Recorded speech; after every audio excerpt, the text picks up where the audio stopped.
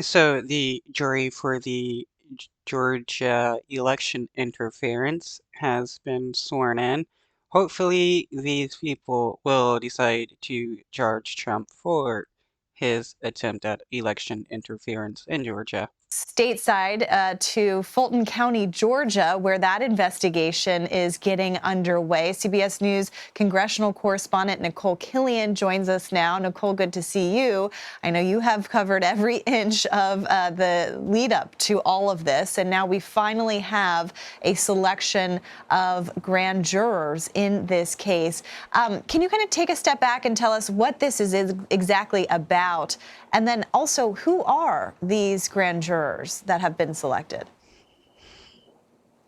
Well, it wasn't just one grand jury, but two grand juries that were selected to serve for this upcoming term, which will span for the next 2 months. But only one of them will likely face this decision about whether to indict former President Trump in connection to the 2020 election interference case that Fulton County District Attorney Fani Willis has been probing for the better part of 2 years now. And of course, a big part of that stems from that now infamous phone call that the former president made to Georgia Secretary of State right after the 2020 election, asking him to find the votes to potentially overturn the election in his favor. And so we know that prior to the selection of this grand jury, that there was another grand jury, a special purpose grand jury, that heard months of evidence in this case and heard from officials like the Secretary of State and some of the former president's closest allies, from Mark Meadows to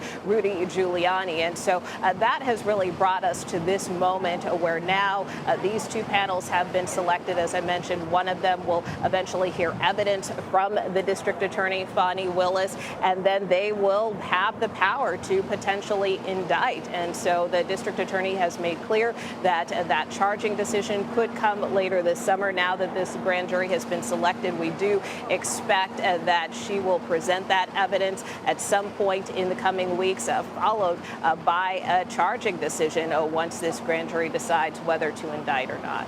Yeah, Nicole, to that point, I mean, I think everybody's been wondering when exactly this might happen.